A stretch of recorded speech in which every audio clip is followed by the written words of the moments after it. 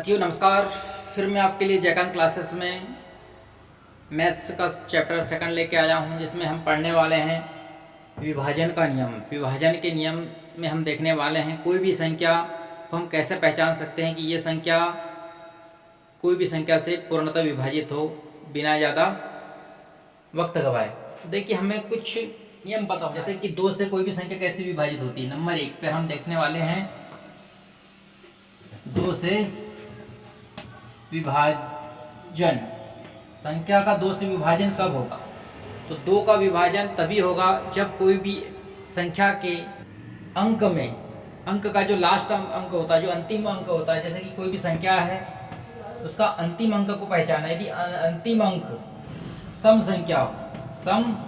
संख्या हो, यहाँ देखिए अंतिम अंक सम संख्या नहीं है, यानी कि ये संख्या 2 से विभाजन होने वाली नहीं है। तो अंतिम अंक में क्या होना चाहिए? सम होना चाहिए। जैसे कि ये संख्या देखिए, यहाँ अंतिम अंक क्या है? एक सम संख्या है। तो 2 से विभाजन के लिए नियम है कि अंतिम अंक में क्या होना चाहिए? 0, 2, 4, 6, 8। तो ये होता है 2 से वो संख्या पूर्णतः विभाजित हो जाती है। तो ये 2 से विभाजन का नियम। और 2 पे देखते हैं 3 से विभाजन। 3 से विभाजन सीखते हैं। तो 3 से संख्या तब विभाजित होती है कोई संख्या के अंक को यदि हम जोड़ें। यदि कोई संख्या दी है, जैसे एग्जाम्पल के लिए हम यही संख्या ले लेते हैं। कौन सी संख्या ले लेते हैं? 924। यदि इनके अंकों का योग 3 से विभाजित हो, इनके अंक क्या है? 9 प्लस 2 प्लस 4, इनको ऐड करेंगे हम। 9 2 11, 11 4 15, 15 3 से विभाजित हो रहा है। कहने का मतलब ये संख्या भी 3 से विभाजित होगी। तो 3 से विभाजन का नियम क्या है कि किसी भी संख्या के अंक को जोड़ने पर जो संख्या प्राप्त हुई वह संख्या यदि 3 से विभाजित हो गई तो दी हुई संख्या भी 3 से विभाजित हो जाएगी। तो ये 3 से विभाजन के नियम हमने यहाँ सीखे हैं। इसी प्रकार से 4 का विभाजन देख लेते हैं। तो देखिए 4 का विभाजन कैसे? एक संख्या ले लेते हैं हम, 1024 ले लिया। तो 4 के विभाजन ध्यान से सुनना जरा, 4 का विभाजन क्या है? 4 का विभाजन ज्ञात करने के लिए हमें अंतिम 2 अंक को 4 से विभाजित करना। पूरी संख्या को 4 से विभाजित करने की आवश्यकता नहीं है, हमें लास्ट के 2 अंक को विभाजित करना है 4 से। देखिए 42 में 4 से पूर्णतः विभाजित नहीं होती संख्या, यानी कि ये दी हुई संख्या विभाजित नहीं होगी। अब यहाँ हम ले लेते हैं 22 ले लेते हैं। तो अंतिम 2 अंक क्या है हमारा? 22 भी 4 से विभाजित नहीं हो रहा है, यानी कि दी हुई संख्या भी 4 से विभाजित नहीं हो रही। अब हम यहाँ जैसे 0 ले लिया, तो अंतिम 2 अंक क्या है?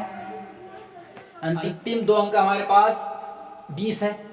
तो अंतिम 20 को हम 4 से विभाजित करेंगे। यदि 20 विभाजित होगा तो दी हुई जितनी भी कोई भी बड़ी से बड़ी संख्या रहे वह भी विभाजित हो जाती है 4 से। तो ये 4 से विभाजन के नियम।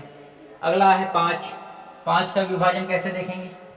तो 5 के विभाजन के लिए है, यहाँ लिखते थे 5 का विभाजन। 5 से संख्या तब विभाजित होती है जब अंतिम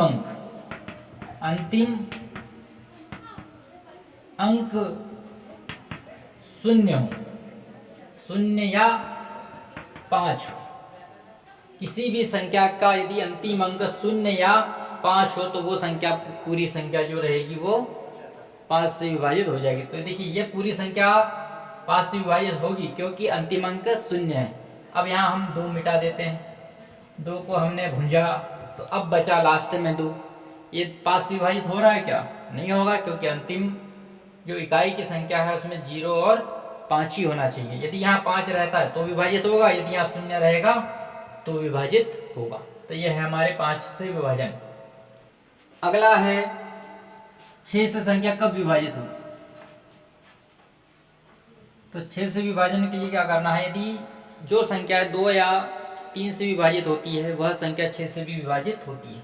जहां हमारा 2 से विभाजन का नियम पास होता है और 3 से विभाजन का नियम पास होता है तो वहां 6 का नियम ही लगेगा। जैसे कि ये दी हुई संख्या है, एक छोटी सी संख्या ले लेते हैं। देखिए यहाँ 2 से विभाजित हो रही संख्या, 2 का नियम क्या है कि इकाई में क्या होना चाहिए? 0 2 4 6 8।